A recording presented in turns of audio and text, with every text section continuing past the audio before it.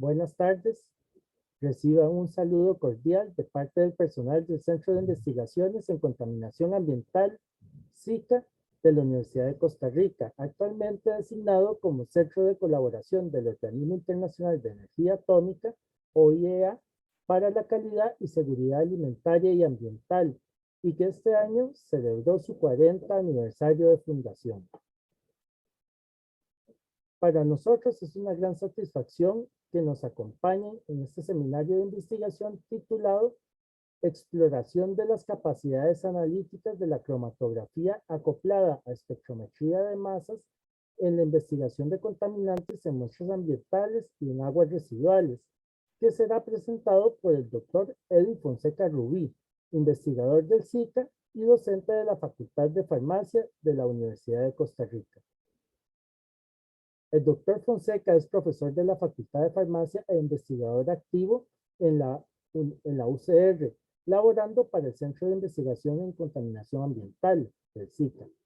Obtuvo su título de grado en Química en la Universidad de Costa Rica, su maestría en Técnicas Cromatográficas Aplicadas en la Universidad Jaume I, en España, con especialización en la estimación del consumo de drogas mediante el análisis de aguas residuales, y su doctorado en química en la misma universidad.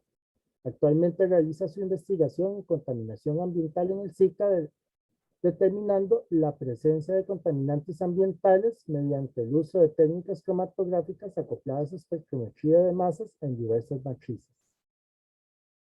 Al concluir la presentación, abriremos un espacio para hacer preguntas. Para tal efecto, les agradezco que indiquen las preguntas en el chat para transferirlas al expositor. Adicionalmente, quisiera mencionar que es posible que los participantes de este seminario estén transmitiendo desde las casas, por lo que pudieran escucharse sonidos ajenos a la presentación en algún momento y que es difícil controlar, por lo que solicitamos las disculpas del caso y comprensión al respecto. Sin más que agregar, le paso la palabra a él. Adelante. Hola, muy buenas tardes a todos. Agradecerle a Juan Salvador por la oportunidad de tener esta plática y poder conversar un poquito sobre unos estudios realizados en la parte local. No voy a extender mucho, gracias nuevamente por la invitación y voy a compartir la pantalla para iniciarlo antes posible. Voy a también a quitar la cámara para no tener mucho problema con el internet.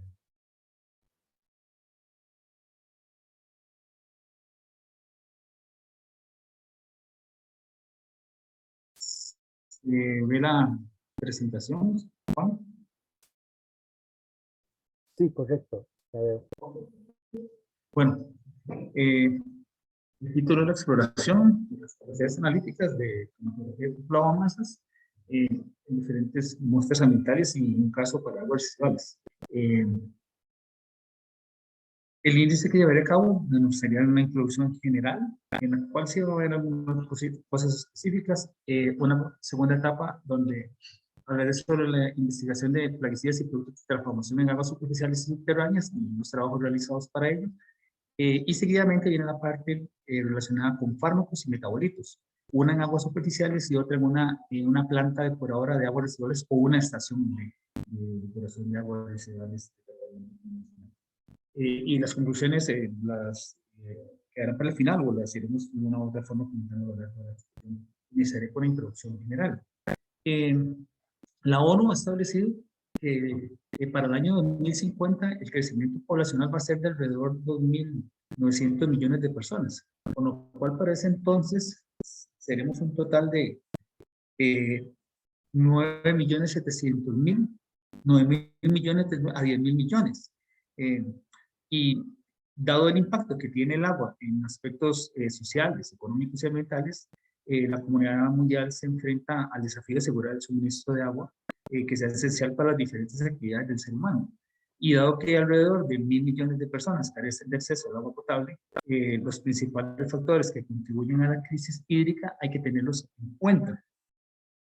En este caso, el crecimiento poblacional, el aumento del agua per cápita, la urbanización y el mismo desarrollo económico. Y dado que nuestras principales fuentes de agua potable son las aguas subterráneas y las aguas superficiales, tenemos que tener un control adecuado sobre ellas y buscar los contaminantes presentes que tengan una afectación, ya sea sobre los microorganismos en el ambiente o sobre la misma agua que luego vamos a consumir. En este caso, me voy a centrar básicamente en los plaguicidas y en los fármacos. Dado que los plaguicidas son los que han sido más ampliamente estudiados, presento un mapa en donde se señalan en los círculos rojos diversas zonas que tienen un riesgo de contaminación bastante importante alrededor del mundo. En cuanto al origen de estos compuestos, en el caso de los plaguicidas son fundamentalmente tres sectores: la parte agrícola, la agricultura, la industria y la salud pública. Mientras que en el caso de los fármacos, el uso doméstico, la industria, el sector agrario y las descargas provenientes de los hospitales. En el caso de los plaguicidas, la agricultura es la que presenta un mayor impacto como origen, y en el caso de los fármacos, el uso doméstico. Sin embargo, los hospitales presentan una carga importante de estos compuestos en el medio acuático. En cuanto a la evolución de la legislación, para el año 2000, en la Comunidad Europea, se estableció la Ley Marco del Agua, conocida como la DMA, y nace como respuesta a la necesidad de unificar las actuaciones en materia de gestión del agua en la Comunidad Europea y lograr un buen estado ecológico y químico del agua. A su vez, garantizar la sostenibilidad del recurso hídrico, identificar sustancias prioritarias y grupos de sustancias que tengan un riesgo significativo para el medio acuático. Para eso se estableció una lista de 36 sustancias prioritarias o peligrosas prioritarias para el 2001 y posteriormente, ya para el 2006, en el caso de las aguas subterráneas se establecieron normas de calidad ambiental donde se establece que para los plaguicidas individuales la concentración no debe sobrepasar los 0,1 microgramos por litro o 0,1 ppb, y para la sumatoria de los compuestos 0,5.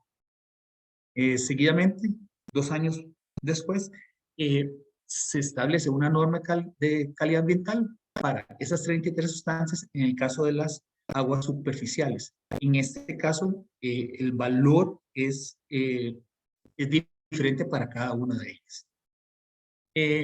La lista se fue ampliando y ya para el 2013 se tenían 45 sustancias, donde aproximadamente el 50% de ellas son plaguicidas. De ahí la importancia de estudiar el efecto que tienen estos compuestos en el medio ambiente. Y nace como propuesta la primera lista de observación, o la comúnmente llamada watchlist, que fue teniendo diferentes crecimientos en cuanto a sustancias. Para unos años se incluyen unas, para otros años parecen otras, y importante destacar que para el año 2020 se incluyó por primera vez en esta lista el metabolito ortometilvenlafaxina, un metabolito de la venlafaxina. En cuanto a la metodología analítica, voy a seguir el tratamiento general en cuanto a muestra, tratamiento, separación y detección y cuantificación. Para cada una de las etapas se va a discutir en cada uno de los ensayos y estudios realizados. Además, una vez realizada la detección y cuantificación, con colaboración del INDEA de la Universidad de Alcalá, se realizó un estudio de riesgo ecológico y se estudió tanto el cociente de riesgo, RQ por su sigla en inglés, y que de aquí en adelante lo va a seguir llamando así, las unidades tóxicas, OTU, y la fracción potencialmente afectada de múltiples sustancias, o MPAF. La primera parte, para el caso de las muestras de agua, se trabajaron 4 tipos de muestras: superficial, subterránea, residual y descarga de hospital. En el caso de la planta depuradora estudiada, o la EDAR, llega a la planta agua de uso doméstico, hospitalaria, de diferentes industrias, con lo cual lo hace una muestra bastante compleja y heterogénea. El tratamiento que se realizó fue básicamente la extracción en fase sólida, o la SP, y la inyección directa. En el caso de la extracción en fase sólida fueron cartuchos en una porción de 150 o 200 miligramos de absorbente. Además, siempre se utilizó el copolímero que tiene del tipo N de vinilpirrolidona de vinilbenceno, que es muy ampliamente utilizado.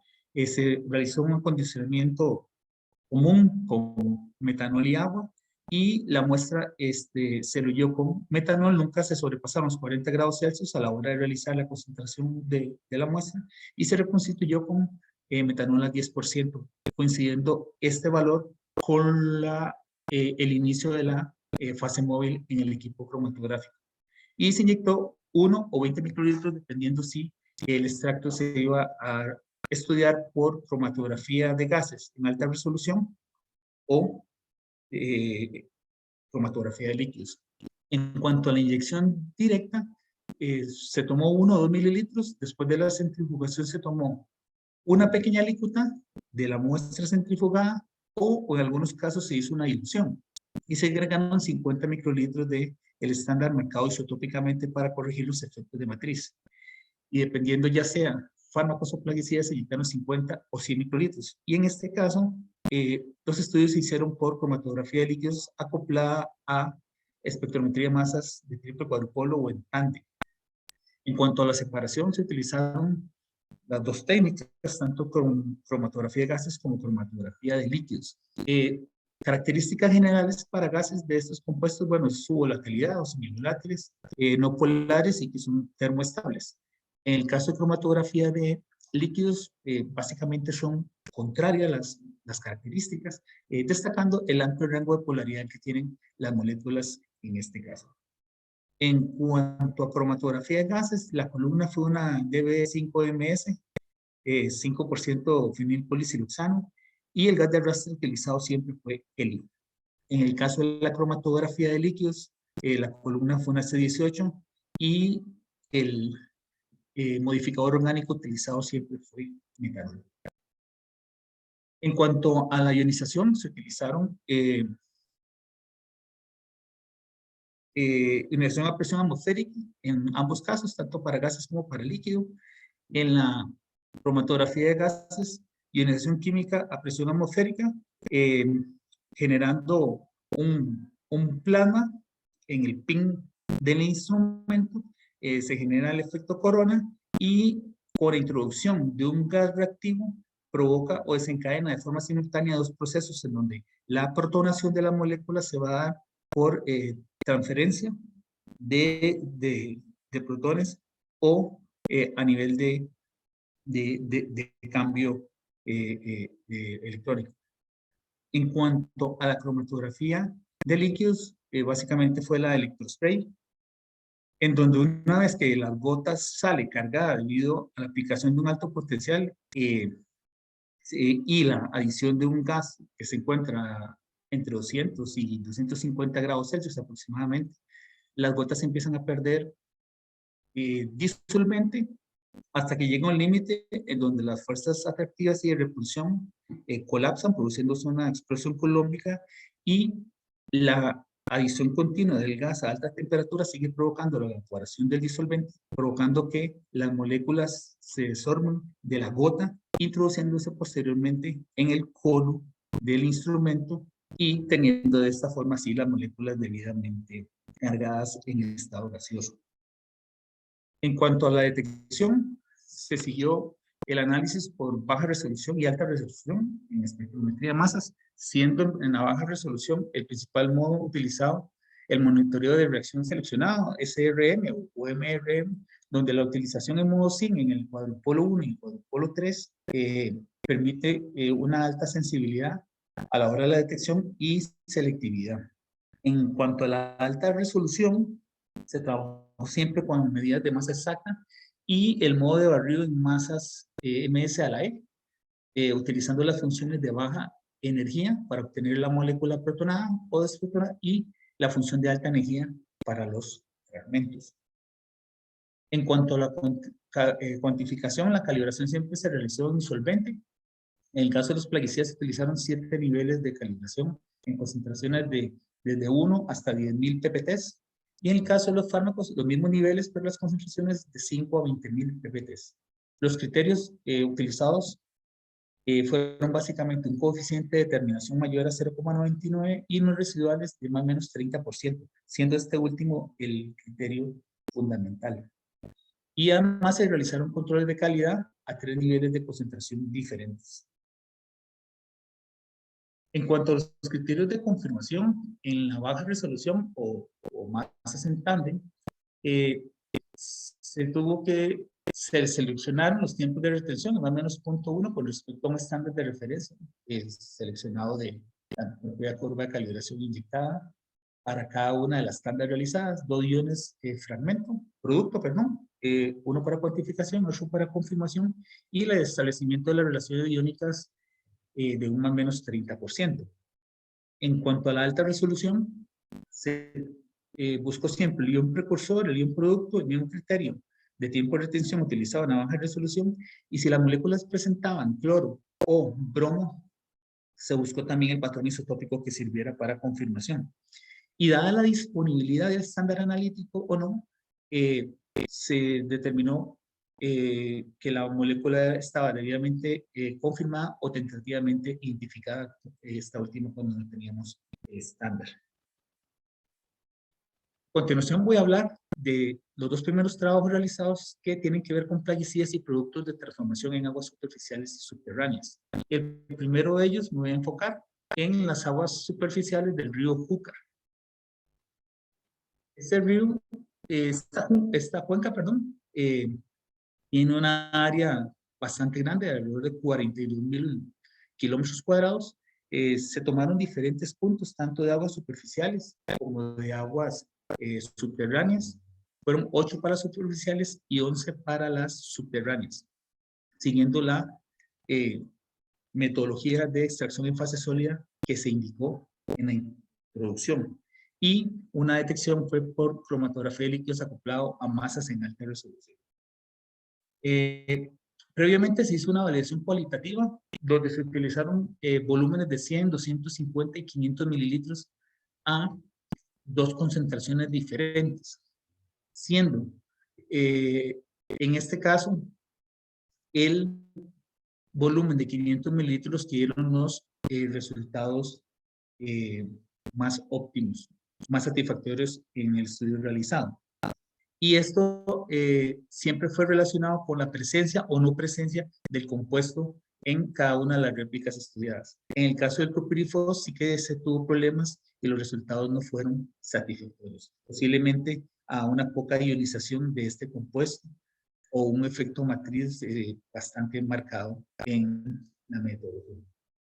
En cuanto a las aguas superficiales, se encontraron 19 analitos, de los cuales 13 están incluidos en la validación de los 20 previamente validados, y además se encontraron 6 compuestos que no estaban en la metodología original de validación.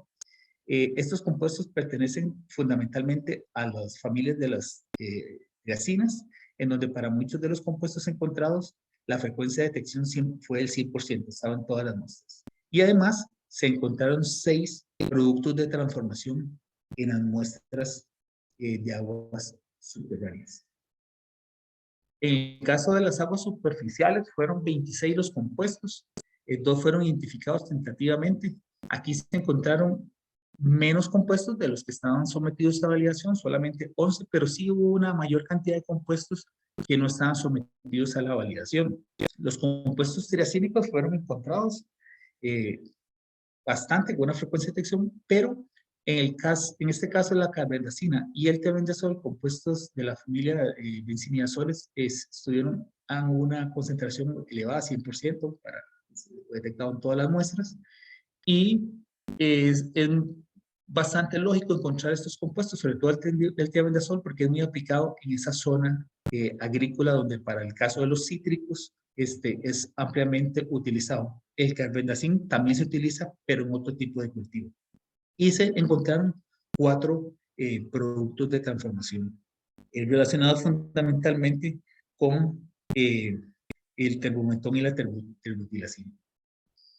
A modo de ejemplo, para el ácido metaloclorooxanílico, Cuando se trabajó en alta resolución, la función de baja energía, se encontró la molécula protonada, el aducto de la molécula, con errores de masa menor a las 5 partes por millón, y en la función de alta energía, un fragmento, también con errores bastante bajos, en este caso menores a 1 ppm. Dado la no disponibilidad del estándar analítico, la molécula fue identificada tentativamente. Para los diferentes grupos como tal, o familias, en el caso de las aguas superficiales, los compuestos más frecuentemente detectados fueron los fungicidas benzimidazoles, los herbicidas triacínicos y los productos de transformación, en alrededor de un 20% para cada uno de ellos. Y en el caso de las aguas subterráneas, fueron los herbicidas triacínicos y los productos de transformación. Además, hizo una semiestimación cuantitativa utilizando un valor de 0,1 dado por regulación, y se encontró que para las aguas superficiales, los que no cumplían o aralitos que estaban por encima de esa concentración fueron el imasalil y el tiabendazol, mientras que en las aguas subterráneas fueron el bromacil y el terbumetón de acetil. Con respecto al segundo estudio, este se realizó en el río Mijares, y ahí también les voy a platicar sobre el impacto que tuvieron estos diferentes contaminantes y la parte relacionada con el riesgo que se mencionó en la parte introductoria. Este río tiene una longitud aproximadamente de 160 kilómetros. Fue muestreado en 19 puntos, y aspectos interesantes son, bueno, la ubicación de una fábrica de fertilizantes en la parte superior del río, una piscifactoría, 4 estaciones depuradoras de aguas residuales a lo largo del río a partir del punto 10, y además hay una planta de reciclaje y compostaje ahí entre el punto 12 y 13 y 14. Primeramente se hizo una metodología de screening en donde se siguió la extracción en fase sólida, comentada en la introducción, pero en este caso el extracto se dividió en 2 y luego se hizo un cambio de disolvente para poderlos inyectar por alta resolución en los 2 instrumentos, en este caso tanto líquido como gases, y teníamos alrededor de 800 compuestos en total y 337 estándares de referencia, lo cual fue bastante bueno e importante para poder confirmar la identidad de las moléculas. El objetivo es realizar este estudio para luego definir cuáles son las moléculas que se van a analizar por la metodología de triple cuadrupolo. En este screening se encontraron 20 moléculas por cromatografía de líquidos a alta resolución y 24 por cromatografía de gases. 12 de ellas son comunes, por lo tanto son 32 moléculas diferentes. Adicionalmente se encontraron 4 productos de transformación. 2 fueron identificados tentativamente, y 18 de los compuestos incluidos se incluyeron en la metodología para cromatografía de masas, acoplado a masas en tándem. En esta metodología, la inyección fue tipo directa, en tándem, para las muestras superficiales, y se siguió el procedimiento explicado. En la introducción, se adicionaron luego 6 moléculas para tener un total de 24. Esas 6 fueron en función de la experiencia y del conocimiento de muchos positivos en la zona. Además, se utilizaron 8 compuestos marcados isotópicamente para corregir los efectos de matriz, y la recolección total de muestras fue de 57 para 3 campañas diferentes, 3 campañas de muestreo en diferentes épocas del año. Y se realizaron controles de calidad a 3 concentraciones diferentes. En el caso de la primera, la de 0,01, solamente se realizó para el primer muestreo. Los resultados para los porcentajes de recuperación fueron bastante satisfactorios, con porcentajes entre el 60 y el 140, de acuerdo con lo establecido por guías internacionales. Y en el caso de la desviación estándar relativa, los coeficientes de variaciones siempre fueron menores al al 30%. En algunos casos, para los de menor concentración, sí que se obtuvo algunos con valores cercanos al 30, pero fueron pocos analitos. Pero igual, dada la muy baja concentración, se considera que los resultados son bastante aceptables.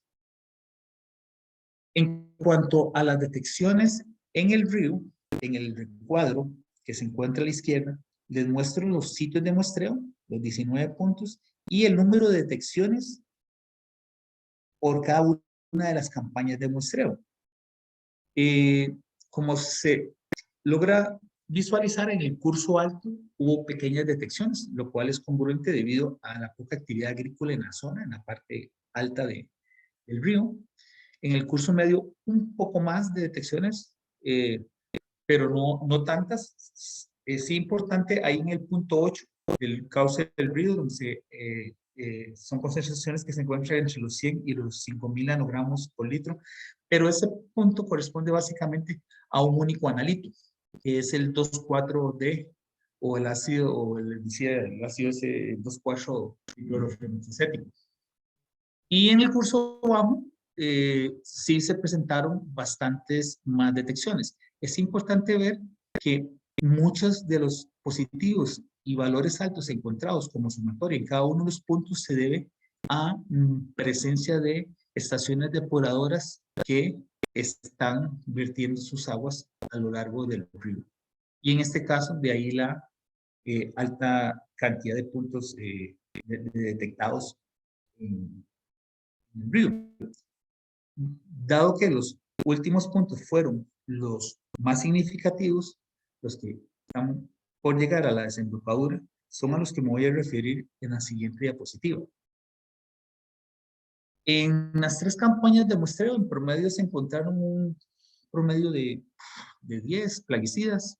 Solo en la primera campaña fue donde se encontraron bastantes, 4 de los 5 productos de transformación. Importante destacar que se encontró más dirión, atracina, terbutrina y simacina. Y estas sustancias están incluidas en las normas de calidad ambiental, pero no sobrepasaron los valores establecidos. Además, se encontró la terbutrina 2-hidroxi en la primera, como producto de transformación, en la primera campaña de muestreo. Y aquí lo importante destacar son tanto el imazalir, las barras en rojo, como el tiabendazol, en las 3 campañas de muestreo, y en la segunda de ellas alcanzando valores de casi 35 microgramos por litro, en este caso para el tiabendazol. En cuanto a la evaluación de riesgos ecológicos, para las unidades tóxicas se define como la concentración encontrada entre el S50, y la clasificación del riesgo acuático se consideró bajo, moderado o alto, atendiendo a los valores que se muestran en la diapositiva. En el caso del MFPAF, una vez realizada la recolección de datos de toxicidad, se calculó la distribución de sensibilidad de especies para cada plaguicida, se construyeron las curvas y a partir de ahí, mediante un tratamiento estadístico, se encontraron los valores del promedio de la desviación estándar. Seguidamente se realizaron cálculos posteriores y también en cuanto a la clasificación se consideró bajo, moderado, alto, atendiendo a los valores indicados. Haciendo una comparativa entre las dos, para los productores primarios, utilizando las unidades tóxicas, los valores siempre fueron inferiores a 0.1. Sin embargo, utilizando la misma la metodología del MFPAF, se encontró valores interesantes, y en este caso para el punto 18, 2 compuestos, el diurón y la simacina, que contribuyen en un porcentaje superior al 5%, además del punto 8 relacionado con la detección del 2,4-D que les había comentado posteriormente. En el caso de los invertebrados, el tiabendazol fue el que tuvo una repercusión mayor, y en el caso de los invertebrados fue el imacropid. He de confesar aquí que lamentablemente no se pudo construir las curvas de sensibilidad de especies para el tiabendazol, debido a que una de sus limitantes es la cantidad de datos recolectados para poder hacer el tratamiento. Entonces, lamentablemente no se puede hacer esa comparativa. Y finalmente, en el caso de los vertebrados, el principal contribuyente fue el tiabendazol. En siguiente trabajo comentaré sobre los fármacos y metabolitos en aguas superficiales. Esto en el río Mijares, el mismo río que se realizaron los ensayos para plaguicidas. Bueno, las características son las mismas, dado que se tomó la muestra y se hizo tanto para un tipo de compuesto, plaguicidas, como para fármacos. La metodología analítica para las aguas superficiales fue la misma, en este caso la inyección directa, y se realizó además un screening por cromatografía de líquidos acoplada a masas en alta resolución. En este caso es importante destacar que el objetivo fue realizar la metodología de cuantificación de inyección directa y luego complementar la información con los metabolitos encontrados mediante el screening. En cuanto a los controles de calidad de los fármacos, los resultados igualmente fueron satisfactorios, con valores entre el 60 y el 140%, la mayoría de ellos centrados entre el 80 y el 120, y igualmente con valores de desviación estándar relativa satisfactorios. A modo de ejemplo, presento para el caso de 3 moléculas diferentes, losartán, diclorofenaco y eritromicina, con 2 transiciones de confirmación que se utilizó para cada una de ellas, y el cálculo de las relaciones iónicas para cada una de estas transiciones de confirmación, todas inferiores al más o menos 30%, dando por confirmada la identidad de la molécula para su posterior cuantificación. De igual forma, en el recuadro de la izquierda se tienen las diferentes cantidades de detecciones por sitio de muestreo a lo largo de las 3 campañas. En el curso alto fueron pocas detecciones, en el curso medio importantes detecciones en el sitio de muestreo número 10, y en el curso bajo mayor cantidad de detecciones, donde también existe una mayor cantidad poblacional y 2 estaciones depuradoras bastante importantes. Dada la importancia de los puntos 10, 17 y 18 son los que les comentaré posteriormente, no sin antes presentarles una comparativa de tanto del plaguicida del estudio mencionado anteriormente y el que estábamos comentando ahorita, en donde es importante la mayor cantidad de detecciones encontradas para fármacos que plaguicidas, a pesar de la actividad agrícola importante que existe en la zona, tanto en el curso alto como medio y bajo. Ahora sí, con respecto al estudio presente de fármacos, la mayoría de ellos se encontraron en concentraciones menores a las 2 ppbs, en un promedio de 30 fármacos por sitio, por campaña de muestreo. Importante destacar la fenazona como uno de los principales, el que tuvo mayor concentración en el primer muestreo, la gabapentina en el segundo y el tramadol en el tercer muestreo.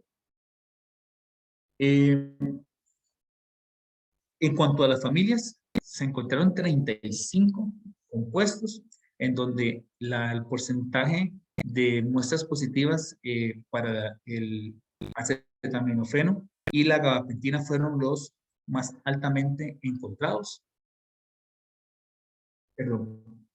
Es importante destacar que de estos compuestos fueron muchos identificados y confirmados por líquido en baja resolución y posteriormente también en alta resolución.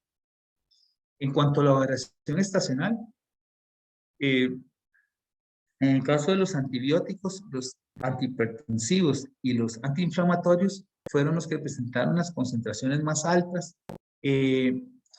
y en el caso de los analgésicos, los antibióticos antidepresivos y antihipertensivos, estas moléculas, estos grupos de familias fueron los que se encontraron en concentraciones más elevadas en una época específica del año. Y en este caso fue en el invierno. En el caso de los antibióticos es importante destacarlo, puesto que dadas las infecciones respiratorias es muy común el uso de este tipo de compuestos. En el screening realizado se detectaron 41 compuestos, 35 se pudieron confirmar, dada la atención del estándar analítico, siendo el acetaminofén y la venlafaxina los compuestos con una frecuencia de detección más alta. En cuanto a las familias propiamente, los antihipertensivos y los antiinflamatorios fueron los que tuvieron un porcentaje mayor. Y en cuanto a los metabolitos encontrados, fueron 9 de ellos, y como característica importante, la presencia del ortometilvenlafaxina, que para el año 2020 ya se había incluido en estas listas de observación. En este caso, no se pudo realizar la confirmación en alta resolución debido a que no se contaba con el estándar. Como ejemplo, para el Nordicepam, la molécula protonada se obtuvo con un error bajo, igual que el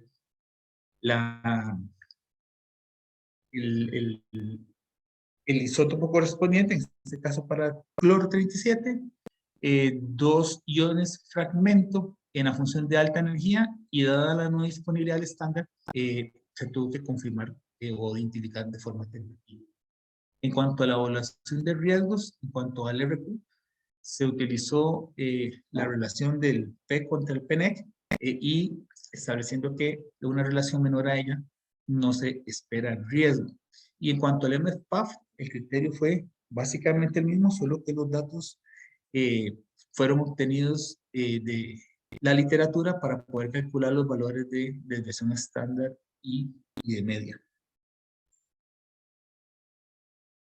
Importante destacar que para los 3 puntos en cuanto a la resistencia a los antibióticos, donde se tuvieron mayores detecciones, el punto 10, 17 y 18, donde A y B se corresponden a campaña 1, 2 y 3. Los 3 puntos demostrados corresponden a las aguas que están debajo de la CEDRAC, y los PNIC de resistencia fueron superados por 5 antibióticos. En algunas muestras se superaron los umbrales de resistencia para más de uno de ellos, y en este caso la ADAR constituye un punto crítico en las emisiones de antibióticos, pues contribuyen al enriquecimiento de genes de resistencia en los sistemas de aguas superficiales, y que pueden derivar en problemas de salud pública, dado que se superó el valor de 1 en este caso. Siguiendo el enfoque MFPAF, tal y como se observa en la diapositiva, para la mayoría de los puntos los valores fueron inferiores al 5%. Importante destacar que para los puntos 10, 17 y 18 y 19 fue donde sí se tuvieron valores bastante altos. En el último punto, en el 19, se consideró moderado, dado que estaba entre el 5 y el 25%. Mientras que para los otros puntos se consideró grave, superando el valor del 25%. Las sustancias influyentes aquí fueron los analgésicos fenazona y diclorofenaco, donde de un 65 a un 82% de las especies acuáticas se pueden ver afectadas, y que contribuyó adicionalmente a el MFPAF fue la acitromicina y el norfloxacino, y luego en menor cantidad el ciprofloxacino, entre un 5 y un 12% a la contribución del MFPAF. En cuanto al último trabajo, ya no de muestras ambientales, sino propiamente de una estación depuradora, les comentaré sobre el estudio de fármacos realizado en ella, y la eficiencia de remoción y el impacto de un hospital cercano en la edad que lleva sus aguas a la planta. Como había mencionado, la planta le llegan diferentes tipos de aguas de diferentes sectores, siendo muy heterogénea, Y en este caso se recolectaron 42 muestras de aguas de influente y de efluente para 3 campañas de muestreo a lo largo del año. Y en la primera de ellas se recolectaron 7 muestras de descarga hospitalaria. Se siguió la metodología analítica de cuantificación de inyección directa, solo que en este caso, dada la complejidad de la muestra, para las muestras de influente y descarga hospitalaria se realizó una dilución por 5 y en las del efluente una dilución por 2. Y se analizó por líquido en tándem, líquido masas en tándem. El screening realizado también se realizó una SPE, comúnmente conocida, en los apartados anteriores, y se realizó para el influente y la descarga hospitalaria una dilución por 4, mientras que las del efluente no fue necesario diluirlas. Mediante el screening realizado, para las aguas de descarga hospitalaria se encontraron 40 compuestos, para las del influente fueron 15, donde 14 de ellos eran comunes, y para las del efluente fueron 13, y 9 de ellas comunes a las del influente. En cuanto a los metabolitos encontrados, fueron 9 en la descarga hospitalaria y 4 tanto para el influente como para el efluente. De toda esa cantidad de sustancias encontradas, 17 de los analitos fueron seleccionados para posteriormente realizar la parte cuantitativa, que era el objetivo de realizar el screening. Igualmente, a modo de ejemplo, en la función de baja energía, la molécula protonada para la acetaminofén con valores inferiores a las 5 partes por millón, y en la función de alta energía, 4 fragmentos con errores bajos, y dado que en este caso sí teníamos el estándar de referencia, sí pudimos confirmar la molécula. En cuanto a los controles de calidad realizados, en las muestras de influente, a 2 concentraciones diferentes, los analitos para los que se tuvieron problemas fueron la claritromicina y la trimetoprim. Y en las muestras del efluente, también a 2 concentraciones diferentes, de 0.2 y 2 ppb, se unió a esas 2 moléculas la doxitromicina, donde se tuvieron valores superiores a el 140%. En este caso, posiblemente a un efecto matriz fuerte, y lo cual sería recomendado utilizar estándares marcados isotópicamente para corregir estos altos porcentajes de recuperación. En cuanto a la cantidad de fármacos encontrados por la metodología de triple cuadrupolo, en promedio se obtuvieron para cada una de las campañas alrededor de 20. En el recuadro superior derecho de cada uno de los gráficos se observa la cantidad de analitos encontrados tanto para el influente como para el efluente. En las muestras del influente, el acetaminofeno y la gabapentina fueron los que siempre se encontraron en concentraciones altas, mientras que para el efluente fueron el tramadol y la gabapentina. Importante destacar la presencia de 4 antibióticos que estaban en la lista de observación del año 2018. Adicionalmente, a esos analitos mencionados que están en concentraciones altas, se encuentra también la venlafaxina, el iversartán, diclorofenaco y la claritromicina, utilizando como valor de referencia los 100 ppts. Haciendo una comparativa por familias de las, sumando una sumatoria para cada una de las campañas de muestreo, se observa la disminución en las muestras del efluente. Sin embargo, es importante destacar el caso de los antibióticos. En este caso, utilizando los datos del Ministerio, el equivalente al Ministerio de Salud a lo largo del año, y las dosis diarias de las recetas que se tienen, para el caso del primer semestre es donde más se recetan este tipo de compuestos, lo cual es bastante lógico pensar que también exista una alta tasa de estos compuestos en esa época del año.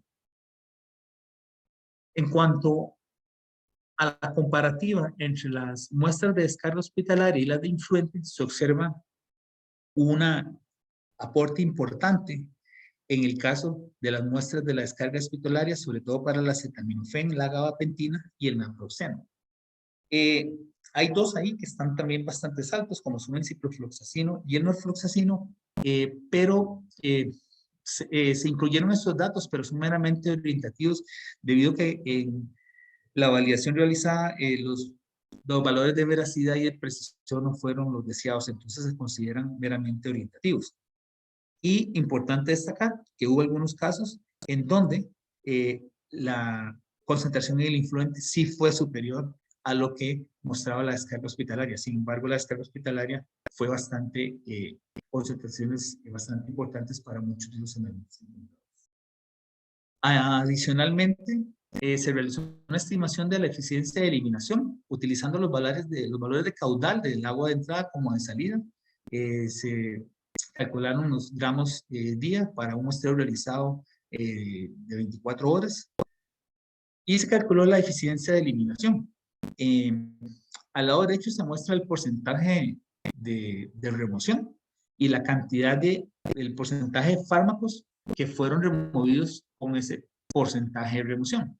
De la tabla esa quiero destacar básicamente la última línea donde se obtuvieron valores inferiores, cercanos, inferiores al 0%, y esto se debe y está ampliamente discutido en la literatura, donde, por ejemplo, para el caso del levamisol y patropasol, los metabolitos glucurónicos o sulfatos pueden contribuir a que en la planta propiamente se vuelvan a regenerar los analitos y obteniendo una concentración superior a la salida que a la entrada de la planta.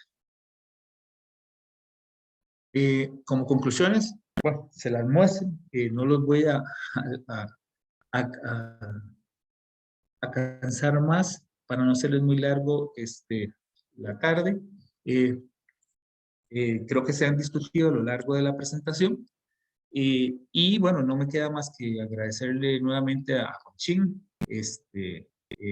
por la invitación realizada y bueno, a las autoridades de la Universidad de Costa Rica por la beca dada a mi persona y a la Universidad Jaume I y especialmente al Instituto Universitario de Plaguicidas por darme la posibilidad de realizar estos estudios en su centro de investigación. Y bueno, adicionalmente les adiciono mi correo electrónico por si tienen alguna consulta o algún comentario. Muchas gracias, Eddie, por esta excelente presentación y muchas felicitaciones por todo este gran trabajo. A continuación, abrimos el espacio de preguntas. Pueden escribirlas en el chat para transmitírselas a Eddie.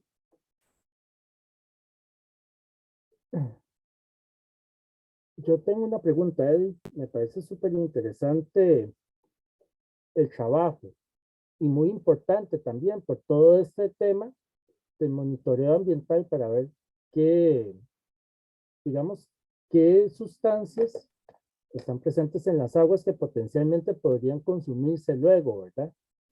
En el caso de España creo que utilizan principalmente aguas superficiales para abastecer lo que es los servicios de consumo, ¿verdad? Aquí serían subterráneos, pero bueno, eventualmente algo se podría encontrar. Ahora bien, digamos, en tu opinión, en Costa Rica, ¿sería posible desarrollar esta línea de trabajo al nivel que lo estuviste trabajando en España? ¿Está la capacidad técnica, analítica, no sé, ya sea en el SICA o en algún otro lugar? Bueno, sí. De hecho, bueno, el SICA como tal cuenta con 4 espectrómetros de masas. Los dos actualmente que están trabajando son los dos de por triple cuadrupolo, tanto uno para líquido y otro como para gases. Esos de triple cuadrupolo. Y tenemos dos también adicionales, pero son de single quad, de cuadrupolo sencillo. Esos ahorita no están operando, hay que hacerles una reparación, pero los dos que sacan, digamos, la batalla son los que están acoplados en tándem. Bueno, precisamente ahora, como grupo hemos formulado un proyecto que esperamos que sea aprobado para el próximo año, donde hemos querido investigar una cuenca para que, en este caso, es la cuenca del río Barranca, en donde hay muy pocos datos y según información suministrada, los datos que puedan existir hay que ir a buscarlos. Entonces, pero la zona es una zona muy rica en cuanto a la presencia de diferentes cultivos.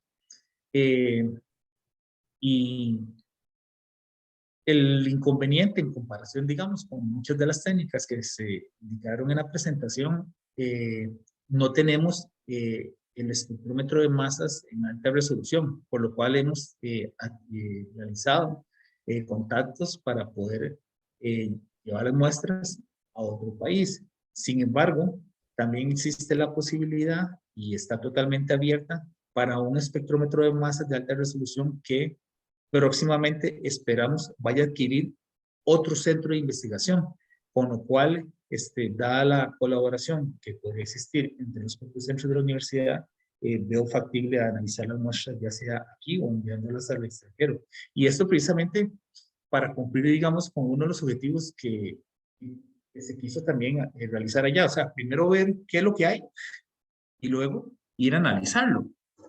Ir a buscar cuáles son los principales contaminantes y entonces en función de eso diseñar la metodología de modo cuantitativo, porque en el modo cuantitativo yo siempre y sencillamente voy por una X cantidad de contaminantes, pero solo veo esos. Entonces quedo ciego o no puedo ver el resto de contaminantes que hay en el universo llamado agua superficial o subterránea. Entonces, con un equipo en donde yo siempre pueda medir en full scan, puedo ver todo lo que hay. Igual también es importante destacar aquí que no necesariamente los voy a ver todos. O sea, en la cromatografía de líquido, si recuerdan, las propiedades que tienen las moléculas está más diseñada para compuestos, digamos, polares. Muchos compuestos apolares no se van a ionizar y entonces no los voy a ver. Pero bueno, entonces requeriríamos una alta resolución, pero en gases. O ver si el mismo equipo podemos trabajar con dos fuentes de ionización diferentes y que muchas moléculas, digamos, utilizando la APSI, se podría analizar. Pero bueno, no deja de ser una alternativa. Yo creo que también hay que, de una u otra forma, buscar más colaboración, porque también hay otras instituciones que tienen equipos de ese técnico. De acuerdo, gracias. Aquí tenemos una pregunta de Jessima Perrita. Dice, hola, gracias Eddie por la presentación. ¿Conoces sobre la sensibilidad del QTOF con respecto al Orbitrap? No tuve la posibilidad de trabajar con el Orbitrap extendidamente. Fue muy poco mi participación. Simple y sencillamente vi a alguien operando el equipo y le pregunté algunas cosas, esto y lo otro. Bueno, y muchos de los compañeros pues sí que tuvieron la experiencia. Y bueno, sí he de comentar de que el punto fue como el que tuve la posibilidad de trabajar. Ya tenía sus años, con lo cual, bueno, hoy día hay en el mercado otros cut-off con una sensibilidad superior, pero hasta lo que he visto en el mercado y los resultados que se muestran en la literatura, indudablemente el Orbitrap tiene una sensibilidad bastante mayor. Es la misma razón por la que, digamos, una cuestión de sensibilidad de que yo analicé los compuestos por triple protocolo. Y es importante destacar, y hago mención de algo que es bastante importante, que no haya visto también muchos compuestos por el cutoff en el screening que se hizo, no necesariamente quiere decir que no estén, y es precisamente por una cuestión de sensibilidad. Seguramente, si hubiera tenido la posibilidad de tener un Orbitrap con la tecnología que hay hoy día y la sensibilidad que tiene bastante mayor que el TikTok, podría haberlos identificado muchos compuestos, y no solo haberlos identificado, sino que también posiblemente los hubiera podido cuantificar utilizando una metodología de screening en alta resolución, que son una de las prestaciones importantes que tiene esta metodología que Jessy mencionó. De acuerdo, gracias. Mario Macís escribe también: muchas gracias por la presentación. ¿Qué opinión tiene de poder replicar este tipo de investigación, principalmente en los aspectos de moléculas de transformación, si en nuestro país no se regula? Bueno, yo creo que sí, o sea, no está regulado, la regulación está muy cuadrada, pero bueno, ahí es importante la participación de los diferentes investigadores en los comités, generar información, eh, tratar de ver qué es, digamos, las líneas de investigación, qué es lo que se está publicando, porque de una u otra forma, bueno, ya lo vimos en la lista, en la watchlist, ya hay un metabolito, de la vaccina, y seguramente conforme vayan existiendo más datos existentes cuantitativos y se hagan diferentes estudios en cuanto a la toxicidad y el daño ambiental, pues es de esperar que ese compromiso que existe entre la gente de ciencia y la gente de la política, pues vayan tomando las decisiones más adecuadas para poder incorporar dentro de las legislaciones de cada país una realidad más ecuánime. Deberíamos estar investigando y no simplemente basarnos en moléculas que ya de por sí desde hace muchos años no se analizan o están totalmente descartadas, porque ya no se aplican esos usos. De acuerdo, muchas gracias. Tenemos una pregunta de Víctor Castro. Gracias por la charla, me pareció muy interesante. Además de la regeneración de compuestos parentales, ¿hay alguna otra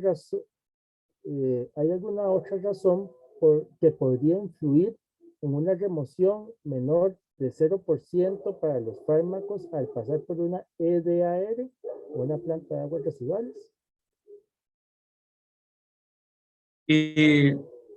Básicamente es, bueno, muchos metabolitos que se pueden luego transformar en su compuesto parental, y luego también muchos de estos compuestos pueden ser absorbidos en los sólidos o en la materia suspendida, que esto para los estudios realizados pudo verse visto como una limitante, porque a partir de ahí también se podría generar el compuesto y provocar valores de remoción negativos. Pero bueno, de la manera como se enfocó y dado que es la tecnología que se tenía, sobre todo en el screening, era cromatografía líquida, lo que se hizo fue tratar de hacer un amplio cribado para moléculas polares, para luego continuar con estudios posteriores en materia suspendida y en sedimento, que podrían también contribuir a valores de ese tipo. Muchas gracias. Tenemos una pregunta de Wilson Beita. En seguimiento a la pregunta de Víctor, ¿qué tipo de tratamiento se lleva en la planta de aguas residuales? Bueno, en esta planta nada más tenía la etapa primaria, donde se descartaban, digamos, la materia gruesa, y en la segunda parte era un tratamiento con microorganismos. Nada más tenía, digamos, dos etapas. La tercera etapa, que es la que comúnmente podría tal vez eliminar más los contaminantes, no se utilizaba. Y bueno, dentro de lo que llegué a consultar, curiosamente la mayoría de muchas de las laboratorios que hay ahí, no utilizan un tratamiento terciario debido precisamente a los. Hoy día, bueno, se está trabajando con diferentes métodos para ver de qué manera ese método terciario es bastante eficiente. Se trata de, para tratar de eliminar todos estos contaminantes y ver que los costos sean bastante menores. Hoy día solo existen en el planeta, hasta lo que tengo entendido, solo 2 plantas, una en Estados Unidos y la otra creo que es en Suiza o Suecia, que sí son plantas que son las dos, digamos, más de mayor tecnología que hay hoy día instaladas en el planeta, donde se tienen una remoción bastante importante de todos estos compuestos y sus tratamientos terciarios son sumamente eficientes. Pero bueno, también a lo largo de la parte primaria y secundaria, para poder lograr los resultados que queremos. Nuestras plantas de tratamiento básicamente han sido diseñadas para otro objetivo, producción de nitrógeno y fósforo, y bueno, por lo tanto vemos que en las aguas siempre de descarga va a existir una presión importante de estos contaminantes. En el caso de los de fármacos, muchos autores les llaman contaminantes pseudopersistentes porque la gente de una u otra forma consume medicamentos y estos se excretan en las aguas y si no hay un tratamiento adecuado, si solo se hace el primario o solo se hace el secundario, o sea, que tenga una cantidad, pues así va a ser la cantidad de contaminantes que llegarán a nuestras aguas superficiales. De acuerdo, muchas gracias. No veo más preguntas.